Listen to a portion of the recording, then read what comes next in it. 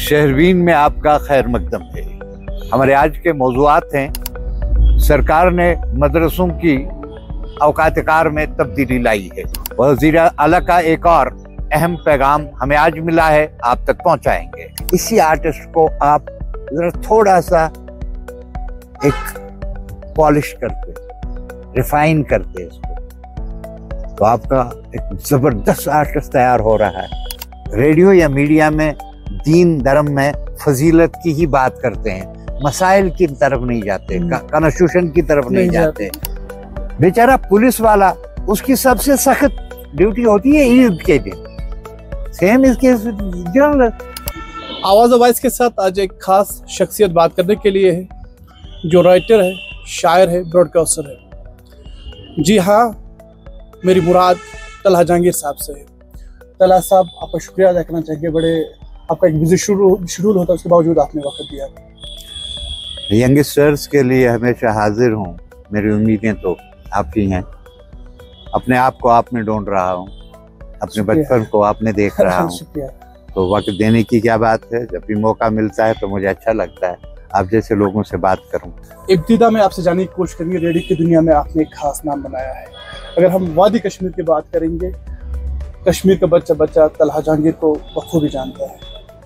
और इब्तिदा में थोड़ा बता दीजिए कैसे शुरुआत की थी आपने? पहली बात यह कि credit goes to my teachers, जिन्होंने मुझे एक ज़बान दी थी, मुझे एक सोच मेरी उस्तवार की थी, हमवार की थी।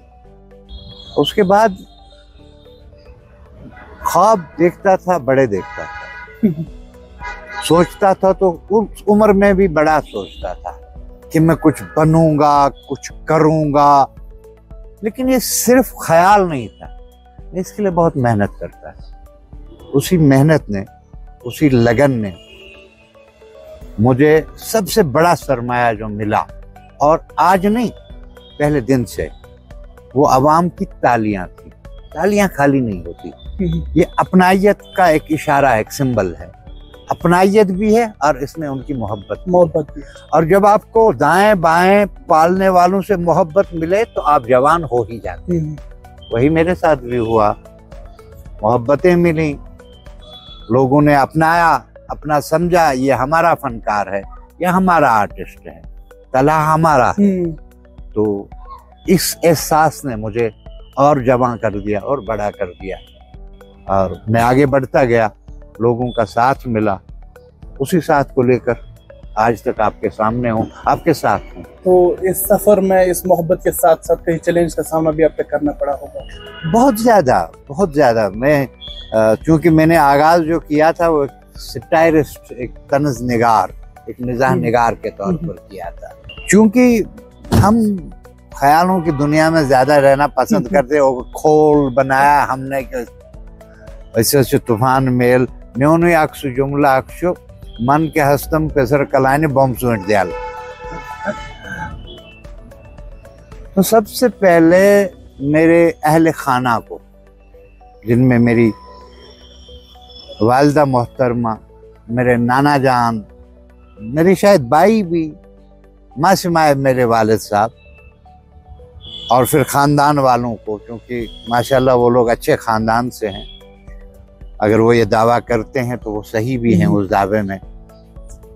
तो चूंकि वहाँ ये रिवायत नहीं थी, तो सबसे पहला मेरा मिजाह में जाना, मिजाह लिखना, जोक वनुन, मजाक करुन, ये उस लेवल के मुताबिक नहीं था।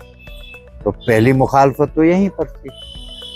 अब इस मुखालफत के बाद या तो मुझे छोड़ना था या फिर इसी में आगे बढ़ना था। मैंने छोड़ा नहीं। मुझे याद है, मुझे नौकरी भी फिर आखिर वजह एक ये रही कि मैंने काफ़ी लिखा हुआ था, और वो मेरा लिखा हुआ पॉपुलर भी हुआ था, अल्हम्दुलिल्लाह लोगों ने उसे रख भी लिया था। तो वो मेरे लिए एक वजह बनी कि बिलाकर रेडियो में मैं मुलाजिम हो गया। स्टाफ सिलेक्शन कमीशन का एग्ज़ाम पास करने के बाद और इंटरव्यू देने के बाद मैं यहाँ पे ट्रांसमिशन एग्जीक्यूटिव के तौर पर ऑल इंडिया रेडियो श्रीनगर, जिस उन दिनों उसे रेडियो कश्मीर के नाम से जाना जाता था, मैंने ज्वाइन कर लिया। लेकिन बहुत मुश्किलात थी। अच्छा, पहले पहले जब मैं रेडियो में आया तो मैं मजाक का बाइस बना, मेरी आवाज़ उनको ब्रॉडकास्टिंग के वो मेयार पे नहीं उतरती थी, उस पर मैंने मेहनत करने की कोशिश की। फिर वहाँ कुछ असातिज़ा थे, जन्नतुल फिरदौस अता करे, बशीर शाह साहब थे, रफ़ीक राज साहब अब भी हैं, दूसरे लोग, तो वो मेरी तलफ़ुज़ का प्रॉब्लम था, ज़बान का प्रॉब्लम था, लेकिन मैं अपनी नाकामी को, अपनी खामी को मानता था। आप कोई भी बात अच्छी तरह से पेश कर सकते हैं अगर आप ज़बान जानते हैं, अगर आपकी ज़बान ठीक है, अगर आप लफ्ज़ों का सही इंतखाब करें। अगर लफ्ज़ों का सही इंतखाब करें और खबर में खुद ना आ जाएं, जब आप खबर में पार्टी बन जाते हैं तो प्रॉब्लम तो होगी। आप एक जर्नलिस्ट हैं, आप एक मीडिया है, मीडिया खुद खबर नहीं है, ये एक पाइपलाइन है जहां से तरसील होती है, कम्युनिकेशन होती है। लेकिन जब मैं इसमें पार्टी बन जाता हूं तो प्रॉब्लम हो जाती है। हाँ, कुछ सच हैं जो कड़वे हैं, वो तब भी कड़वे ही रहेंगे। लेकिन उन किसी में ये जुर्रत नहीं होगी कि आपने ये सच क्यों कहा। क्यों? क्योंकि यूनिवर्सल सच है, यूनिवर्सली हर एक को पता है ये गलत है, ये ठीक नहीं है। तो उसकी भी अगर प्रॉपरली आप जबान ठीक ठाक से, और आपने हुआ क्या मेरे साथ, एक मैं कहते हैं हम न्यूज की तलाश में रहते हैं।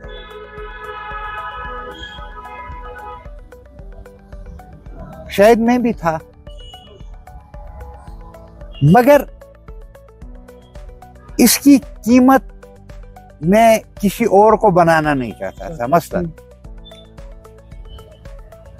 एक बार मैंने किसी को फोन किया शहरबीन से, वो हेल्थ ऑफिसर थे, उन्होंने जवाब दिया कि कुत्तों की तादाद क्यों बढ़ी। उनका जवाब जो था वो रिकॉर्ड हो गया।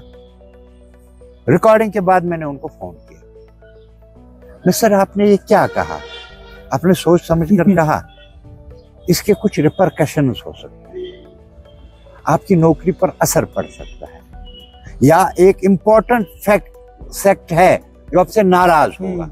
आपने सोचा? कहा नहीं, मैं इसमें ये डिलीट कर रहा हूं, मेरे लिए ये बड़ी खबर बनेगी कि मेरी खबर पर तुम सस्पेंड हो जाओ, बट मैं ये नहीं चाहता। यानी जब तक आप उसूल अपने लिए तय नहीं करेंगे आप कामयाब नहीं हो सकते। तो तलहा साहब, अगर आपकी बात करेंगे तो जो सफल आर्टिस्ट हैं उनमें से एक आप हैं। अगर वादी कश्मीर की बात करेंगे तो इस वक्त जो वादी कश्मीर में आर्टिस्ट हैं, इनका फ्यूचर किस तरह से देखिए, आर्ट पहले कुछ अंदर की चीज है। बेशक अब नए जमाने में कॉलेज बन गए जहाँ आर्टिस्ट तैयार किए जाते हैं, वो है, लेकिन ये रमक जो है, ये चिंगारी जो है, या मुझे मेरे लिए आप इस्तेमाल कर सकेंगे, ये बीमारी जो है ये अंदर की है। तब कोई फनकार पैदा होता है, एक आर्टिस्ट बनता है। लेकिन आज के दौर में प्रॉब्लम एक हो गई है, वो ये है कि everything is available, digital era है। आपको आवाज बदलनी है तो मशीन है, आपको म्यूजिक चाहिए तो मशीन है। ये मशीन ने जो आर्ट अपने हाथ में लिया, ये सबसे बड़ा चैलेंज। तो कई सालों से आप अपनी खिदमत रेडियो में दे रहे हैं। अगर हम रेडियो की बात करें, क्या रेडियो की शेल्फ लाइफ आपको नजर आती है कि लंबी जिंदगी? इस वक्त जब मैं आपसे बात कर रहा हूं, मैं रेडियो 2-3 साल पहले छोड़ चुका, मेरा ट्रांसफर दूरदर्शन हो चुका है। लेकिन रेडियो मेरी एक राय है, मैं कहीं दे भी चुका हूं, रेडियो कहीं नहीं जा रहा है। रेडियो एक डॉर्मेंसी के फेज से गुजर रहा है, रेडियो वापस आ रहा है। वजह क्या है कि नए नौजवान कम रेडियो के साथ जुड़ रहे हैं?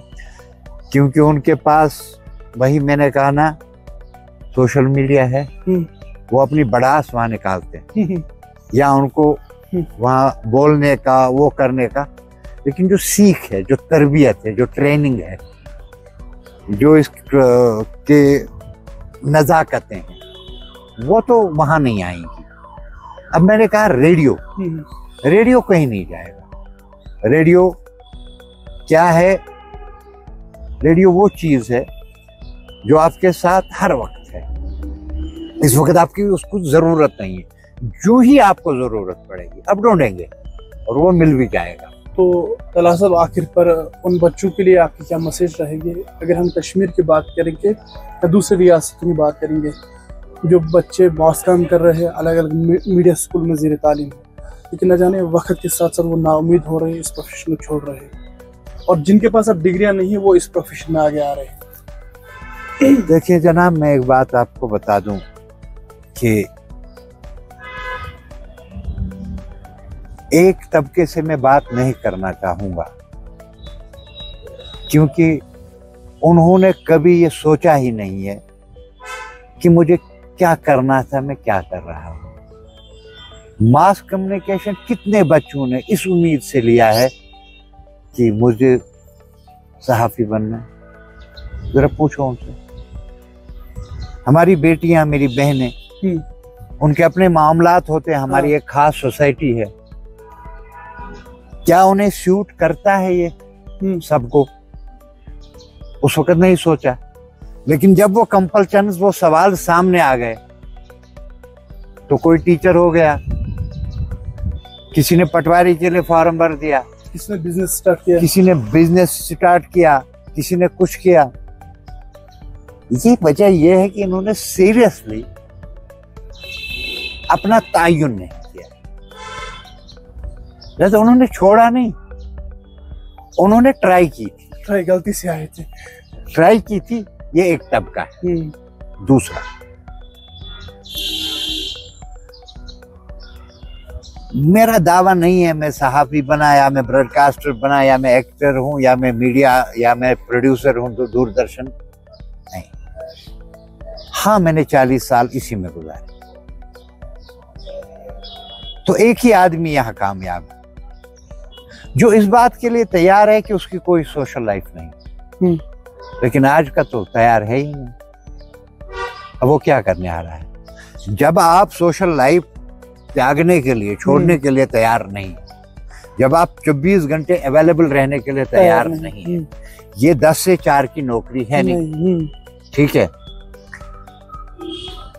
मैं अपनी बात करूं, कल वाली बात करूं कि सैटरडे संडे एक VIP हमारी रिकॉर्डिंग है, एक प्रोग्राम है, मुझे अवेलेबल रहना है। यही 2 दिन हमारे छुट्टी के होते हैं।